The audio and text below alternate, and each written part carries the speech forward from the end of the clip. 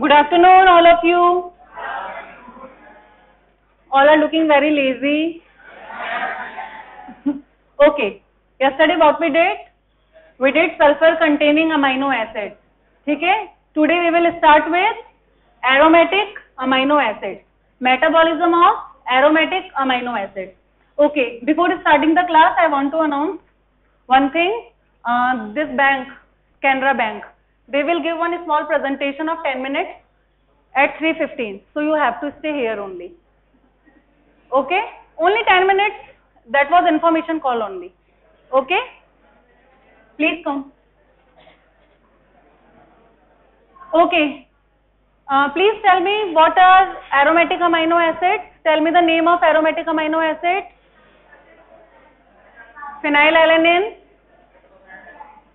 tryptophan and tyrosine. Very good. These three amino acids are aromatic amino acids and two other amino acids of aromatic ring was कौन से होते हैं? Proline and histamine. These two are what? These two are again aromatic containing amino acids. Okay. अब हम इसे distribute करेंगे two parts में. ठीक है? इधर हमें स्टार्ट करेंगे किससे? फिनाइलएलेनिन से. एक हमें पढ़ना है इंडिविजुअली ट्रिप्टोफैन. आज की क्लास बहुत इंपॉर्टेंट है, प्लीज सुन लो. नहीं सुनना था तो आए क्यों? अरे नालायक हो. चलो ठीक है. फिनाइलएलेनिन और टायरोसिन, ये दोनों जो अमाइनो एसिड्स हैं, इन दोनों का जो मेटाबॉलिज्म होगा वो सेम होगा, because tyrosine is synthesized from phenylalanine. Phenylalanine hydroxylase is an enzyme which converts phenylalanine to tyrosine, and if this enzyme is deficient, what will happen? Phenylketonuria. This is an inborn error of metabolic disorder. This will happen. Now starting with the phenylalanine. Phenylalanine is what? It is an aromatic amino acid. It is a essential amino acid. What is the meaning of essential? We required it from outside the body. And tyrosine is non-essential. Why it is non-essential? Because tyrosine is synthesized from phenylalanine. Sparing action of tyrosine and phenylalanine is glucogenic and ketogenic. This is the small diagrammatic presentation of conversion of phenylalanine to tyrosine. Tyrosine में convert होता है in the presence of enzyme phenylalanine hydroxylase. So phenylalanine is converted into tyrosine in the presence of enzyme phenylalanine hydroxylase, and here dihydrobiopterin is converted into tetrahydrobiopterin, and NADP is converted into NADPH. Okay, again one question. NADPH is synthesized from HMP shunt. Okay, very good. Now the first step is phenylalanine is converted into tyrosine, then tyrosine is converted into para-hydroxyphenyl pyruvic acid, and this phenyl pyruvic acid is converted into finally homogenistic acid, and homogenistic acid is also known as dihydroxyphenyl acetic acid. अब exam में अगर होमोजेनिस्टिक acid oxidase के ऊपर question आता है या फिर डाइहाइड्रोक्सीफिनाइल acetic acid पे क्वेश्चन आता है, both are same. This homogenistic acid is further converted into what? It is converted into malyl acetoacetate and fumaryl acetoacetate. अब क्या होगा? फ्यूमराइल एसिटोएसिटिक एसिड किस में कन्वर्ट हो जाएगा? फ्यूमेरिक एसिड के अंदर और एसिटोएसिटिक के अंदर. ठीक है? These are the products which are synthesized from phenylalanine. ठीक है? अभी यहाँ पे जो एंजाइम्स हैं इनको हम पढ़ेंगे कहाँ पे? इनबॉर्न एरर्स के अंदर. इनबॉर्न एरर्स जो होती है फिनाइलएलेनिन के मेटाबॉलिज्म से, आप लोग 6 इनबॉर्न एरर्स पढ़ेंगे. तो 6 एंजाइम्स हैं, ये हमें सारे याद करने हैं. तो पहला प्रोडक्ट जो हमने फॉर्म किया फिनाइलएलेनिन से वो क्या था? टायरोसिन. टायरोसिन के बाद में हमने क्या देखा? Acetoacetic acid and fumaric acid. और एक जो हमने पढ़ा वो क्या पढ़ा? Homogentisic acid. Now the importance of tyrosine. Tyrosine derives what? Thyroid hormones that are T3 and T4. Melanin. Melanin is what? What is melanin? Melanin is a pigment which is responsible for the coloration. Okay. And the third one is catecholamines. What are catecholamines? Epinephrine and norepinephrine. These are what? These are catecholamines. Now tyrosine. ये another pathway. Tyrosine से जो पहला हमने पढ़ा क्या बनेगा यहाँ पे? Tyrosine से फॉर्मेशन होता है किसका? डोपा का. डोपा क्या होता है आपका? Dihydroxyphenylalanine. Dihydroxyphenylalanine is what? It is a dopa, and dopa is further converted into dopaquinone, and dopaquinone is further converted into indolquinone, and finally it will converted into melanin. Melanin is what? It is a pigment which is responsible for the coloration. Okay. Now tyrosine and tyrosine hydroxylase. These are two enzymes. Okay. What is the similarities between them and what is the difference between them?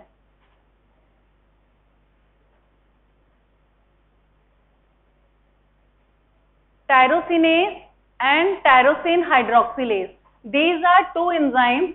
What is the similarities between them and difference? Here is your answer. Okay. Diagrammatic view से देखें. ये हमने अभी previous slide देखी. For the formation of melanin आपको कौन सा enzyme चाहिए रहेगा? Tyrosinase. In reaction number 1 and reaction number 2 for the formation of dopa and the formation of dopaquinone we need only one enzyme and the enzyme name is tyrosinase, and the second is tyrosinase is converted into dopa in the presence of enzyme tyrosinase, tyrosine hydroxylase, and what we will found? Norepinephrine and epinephrine. अगर कैटेकोलामिन्स का formation हो रहा है तो कौन सा आपका enzyme use में आएगा? हाइड्रोक्सिलेज. और अगर मेलानिन फॉर्मेशन होगा तो क्या होगा? टायरोसिनेज. ठीक है. This is the difference. See both these enzymes will add hydroxyl group to the tyrosine to produce dopa. दोनों ही प्रेजेंस में क्या होगा? Formation of dopa will occur. But tyrosinase is present in melanoblast and it is used for the synthesis of melanin. And the second one is tyrosine hydroxylase. This is used for the formation of catecholamines.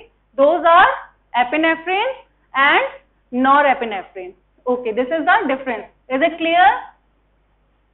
Clear है? किसी को कोई doubt? Okay, clinical applications of melanin. The first one is copper deficiency. Tyrosinase is a copper containing enzyme and the disturbances in pigmentation during copper deficiency. Then hair synthesized at the time deficiency may be dyspigmented. The second one is malignant melanoma. Melanoblast basically seen in the deficiency of tyrosinase enzyme. Leukoderma, when tyrosinase or melanin forming cells both are absent, then leukoderma can occur.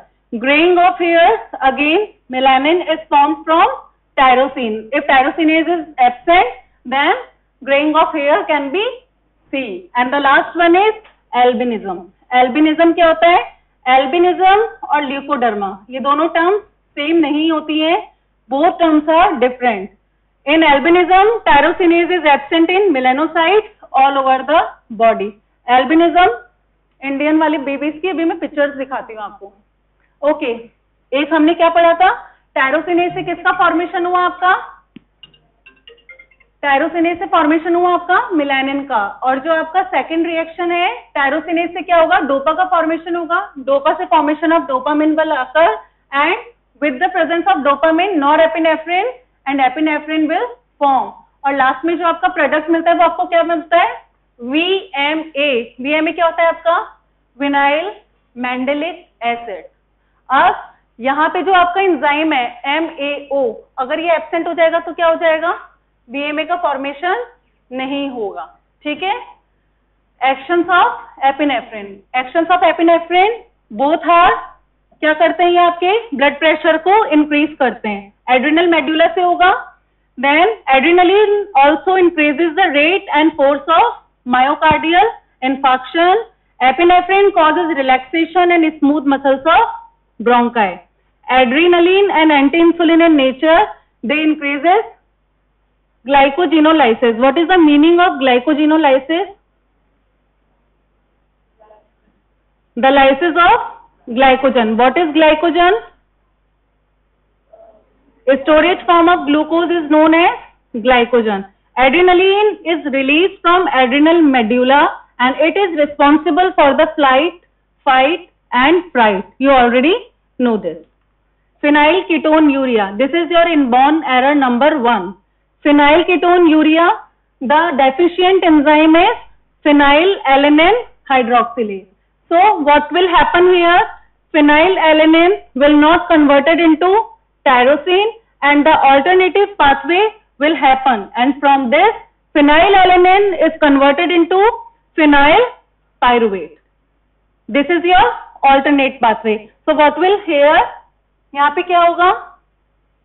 Phenyl pyruvate के बाद में phenyl lactone का formation होगा और ये sweet in nature होता है. तो जो यूरिन डिस्कार्ड होगा in this disease, it will smell like a mousy odour. Okay, see, this is the alternative pathway. Phenylalanine is converted into phenyl pyruvate. Phenyl pyruvate is converted into phenyl lactate, or the other pathway is it will converted into phenyl acetate, and the last one is phenyl acetyl glutamine, which will finally result into glutamic acid. Here you can see alpha ketoglutarate is converted into glutamate. Your reaction number 1. Here what happened? Phenylalanine is converted into phenyl pyruvate. Is it clear? Okay, let me explain again what we are reading here. The normal pathway is what? Phenylalanine is your aromatic amino acid. Okay, aromatic amino acid, it will converted into again the second aromatic amino acid which is known as tyrosine. Okay, जो enzyme यहाँ पर हमें चाहिए वो कौन सा enzyme है? यहाँ पे जो एंजाइम चाहिए वो है phenylalanine hydroxylase. If this enzyme is deficient, what will happen? Phenylalanine will be converted into phenylpyruvate. This is the alternative pathway और phenylalanine will accumulate. Is it clear? Okay, phenylketonuria, what is this? It is an autosomal recessive found in 1 in 10,000 to 25,000 births. The classical PKU child is mentally retarded. Hyperactivity, tremors, convulsions are oftenly manifested, and the child becomes hypopigmented. The last line, phenylacetic acid. This is the product of phenylalanine. This may be sweet in nature, so it will lead to mousy odor in urine. Laboratory investigations की बात करें तो blood phenyl alanine जो normal level होता है आपका कितना होता है? दिस इज 1 मिलीग्राम पर decilitre, but in phenylketonuria it will reach more than 20. The second one is Guthrie's test. अब एग्जाम में आप लोगों से वाइवा में पूछा जाता है phenylketonuria के लिए जो सबसे कॉमन टेस्ट होता है वो कौन सा होता है? Guthrie's test. तो टेस्ट का नाम है आपका rapid screening test Guthrie's. DNA probes जो होती है वो अवेलेबल होती है आपकी फिनाइल एलेनिन हाइड्रोक्सिलेज डेफिशिएंसी को जज करने के लिए. And the last one is ferric chloride test. Urine of the patient contain phenyl ketone, तो जो कीटोन ग्रुप है वो बाइंड करता है और लास्ट में क्या कलर देता है आपका? Bluish green colour will appear. These are the 4 tests which will test in phenylketonuria. The second one is alkaptonuria. This was what? This was first inborn error. The second inborn error is alkaptonuria. This is again an autosomal recessive disease found in 1 in 2.5 lakh births. Inborn errors of metabolic deficiency, homogenistic acid oxidase. अभी आपने क्या देखा? Homogenistic acid is a product which will form from phenylalanine and further it will converted into tyrosine. तो जब tyrosine का metabolism आप देखेंगे जो सबसे इंपॉर्टेंट प्रोडक्ट बनता है that will homogenistic acid in the presence of enzyme homogenistic acid oxidase. If this enzyme will deficient, alkaptonuria will occur. Fairlie normal life, यहाँ पे आप क्या देखेंगे, एल्केप्टोन यूरिया है तो होमोजेनिस्टिक एसिड जो है उसका क्या हो जाएगा, ऑक्सीडेशन हो जाएगा। तो जो यूरिन है, after standing of that urine it will turn in black colour. The blackening of urine on standing, ferric test positive and Benedict test is also positive. See, this is the difference. The specimen on the left which has been standing only 15 minutes. This is half in black in color, and the second one is after 2 hours when we observe that the complete urine color is changes because oxidation of homogenistic acid will occur and it will turn into black color. Albinism. Albinism again what? It is a third inborn error. 1 in 20,000 population defective melanin synthesis. अब हमने ये भी देखा phenylalanine और tyrosine से किसका formation हो रहा है, मेलानिन का। तो tyrosinase deficiency result in dull skin and white hair. These are the albinism examples. Albinism in Indian boys, बिल्कुल फॉरनर लग रहा है ना। एल्बिनो मंकी, ये भी कितना प्यारा लग रहा है। And albino tiger. I think albino is looking more cute than normal one, right? Okay. The third one is tyrosinemia. Tyrosinemia, it is again of two types, tyrosinemia type 1 and tyrosinemia type 2. इसमें ज्यादा detail में हम नहीं जाएंगे। इन दोनों में कौन सा एंजाइम चाहिए, deficiency of fumaryl acetoacetate and the second one is tyrosine aminotransferase. तो सिर्फ हमें क्या याद करना है, the name of these enzymes. Okay, this is the summary of phenylalanine and tyrosine. एक बार इसे रिवाइज कर लें, फिर ट्रिप्टोफैन पे चलते हैं। सी, ऊपर यहां देखना नंबर 1, 2, 3, 4, 5 एंड 6। जो नंबर 1 है यहाँ पे क्या हो रहा है, फिनाइलएलेनिन किस में कन्वर्ट हो रहा है आपका, टायरोसिन में। तो phenylketonuria is your disorder and the deficient enzyme is phenylalanine hydroxylase. The second one is homogentisic acid, जो किस में कन्वर्ट होता है, मिलाइल एसिटोएसिटेट के अंदर। तो प्रेजेंट डिसऑर्डर जो होगा वो कौन सा हो जाएगा आपका, alkaptonuria and the deficient enzyme is homogentisic acid oxidase. The third one is, नीचे देखो, फ्यूमराइल एसिटोएसिटेट से किसका फॉर्मेशन होता है आपका, एसिटोएसिटेट से। ये क्या है आपका, कीटोजेनिक ग्रुप है। यहाँ पे एलेनिन का भी फॉर्मेशन होता है और एसिटोएसिटेट का भी होता है। Alanine is what, it is a glucogenic and acetoacetate is ketogenic. यहाँ पे कौन सा डिजीज होगा आपका, हाइपर टायरोसिनीमिया, और we can say type 1 tyrosinemia. The deficient enzyme is fumaryl acetoacetate hydroxylase. These are 3. अब इधर की तरफ आओ आप, टायरोसिन से किसका फॉर्मेशन होता है आपका, डोपा का। डोपा क्या होगा, the present inborn error is albinism and the deficient enzyme is tyrosinase. The fifth one is C, tyrosinase again converted into dopa, where the final product is epinephrine, here the final product is melanin. Very good. अब आपका जो क्या होगा, tyrosinase hydroxylase enzyme है, इसकी deficiency होगी। Albinism is a disorder and the last one is number 6, tyrosine से किसका फॉर्मेशन हो रहा है आपका, पायरुविक एसिड का। The last one is type 2 tyrosinemia. This is the summary of phenylalanine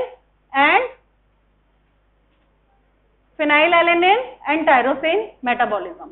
that's it. अब फर्दर हम किसके बारे में पढ़ेंगे, ट्रिप्टोफैन के बारे में। This is the third one, aromatic amino acid. This is again essential aromatic indole ring. Biologically important substance products are क्या होता है, क्या क्या बनेगा ट्रिप्टोफैन से, एलेनिन बनेगा, एसिटोएसिटाइल कोएंजाइम ए बनेगा। जो एलेनिन होता है वो क्या होता है आपका, ग्लूकोजेनिक होता है, और एसिटोएसिटाइल कोएंजाइम में क्या होगा आपका, कीटोजेनिक होता है। फॉर्माइल ग्रुप में कन्वर्जन होगा, that is 1 carbon unit. Niacin क्या होता है आपका, B6। B6 में FAD क्या होता है, NAD या PLP, किसका फॉर्मेशन होगा, नियासिन में किसका फॉर्मेशन होता है, एज ए कोएंजाइम क्या वर्क करेगा, NAD। वेरी गुड, NAD का फॉर्मेशन होगा। अदर जो प्रोडक्ट्स होंगे वो क्या होंगे आपके, सीरोटोनिन एंड मेलाटोनिन। ओके, अभी हमने बात करी किसकी, मेलानिन की, इधर हम बात कर रहे हैं मेलाटोनिन की। Both are same, what is the difference, please don't talk. Is melanin and melatonin both are same, what is the difference between them?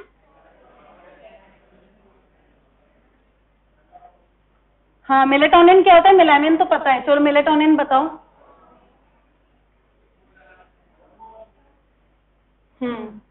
ठीक है, hydroxyindole acetic acid and indican, these are what, these are the products which are synthesised from tryptophan. Okay, tryptophan formation किसका होगा आपका, हमने सबसे पहले बात करी किसकी, निएसिन की। तो नीचे देखो आप क्या है आपका, यहाँ पे जब न्यूरेरिन से क्या होता है, एंथ्रेलिक एसिड का फॉर्मेशन होगा तो क्या निकलता है आपका, alanine will remove, alanine is what, it is a glucogenic amino acid. बस हमें इसमें इतना ही पता करना है, no need to read complete cycle. The second one is, further इसका कन्वर्जन होगा तो किसका फॉर्मेशन होगा आपका, aceto acetyl coenzyme A. Aceto acetyl coenzyme में क्या होता है आपका, ketogenic amino acid. These are the two products which are synthesized from tryptophan. Now the further conversion or further metabolism of tryptophan will reach to NMN.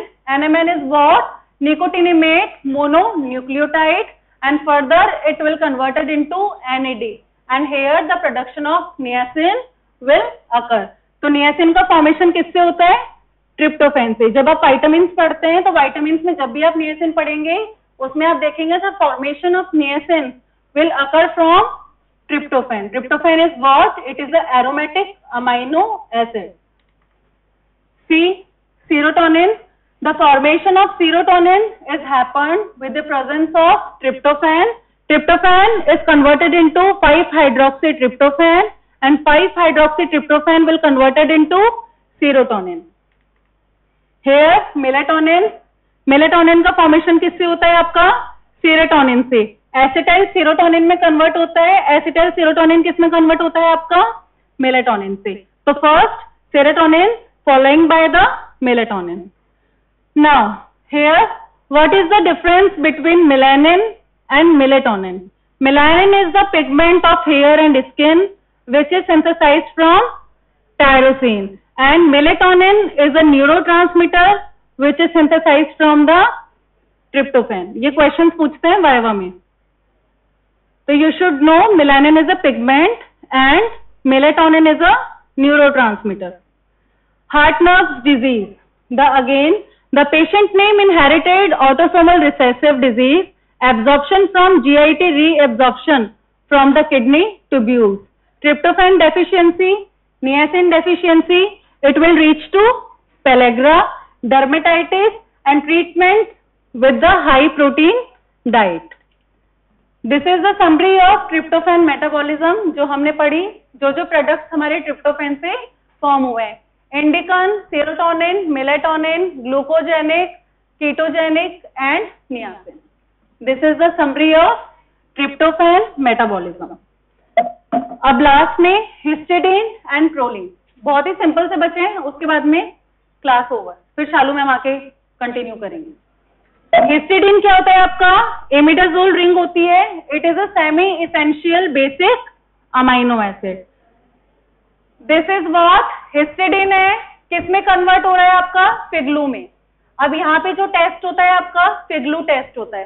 फिग्लू की full form क्या होती है आपका, form immuno glutamic acid. Full form क्या, इसकी short form क्या हो गई आपकी फिग्लू, ठीक है। फिग्लू किस में कन्वर्ट होता है आपका, form immuno tetrahydrofolic acid and glutamic acid. Please चलो, हिस्टिडीन से किसका फॉर्मेशन हो रहा है हमारे यहाँ पे, फिग्लू का। What is FIGLU, form immuno glutamic acid.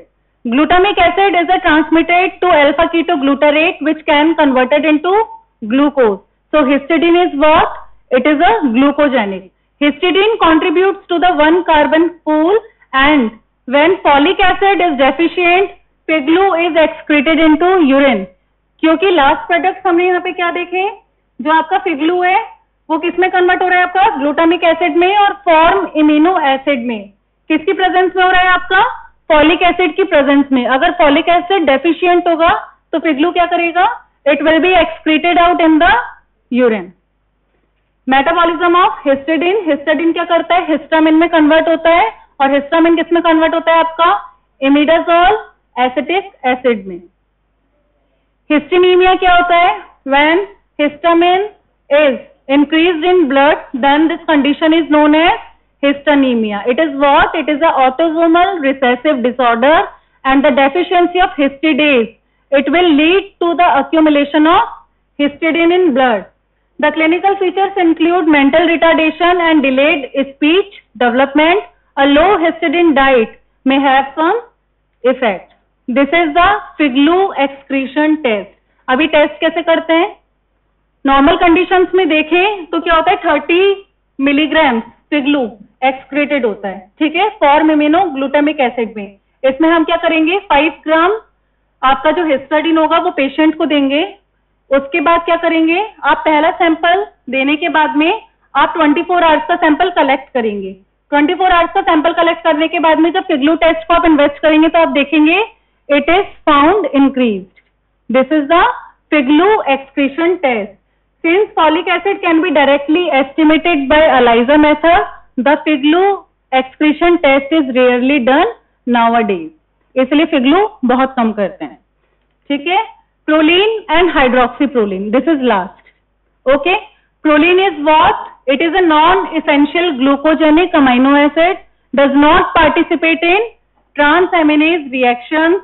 Proline is converted into dehydroproline and then glutamate. And finally it will reach to what? Citric acid cycle. The hydroxylation requires molecular oxygen, ascorbate, iron and alpha ketoglutarate. This is the metabolism of proline. यहाँ पे क्या होता है? Proline का degradation होगा। Proline सबसे पहले किस में कन्वर्ट होगा आपका? डिहाइड्रोप्रोलीन में, and the final product was glutamic acid. In vitamin C deficiency, hydroxyproline synthesis is reduced, causing decreased strength of fiber, which will lead to scurvy. Vitamin C की deficiency से क्या होता है? Scurvy. This is the hydroxyproline and proline. That's it. ठीक है?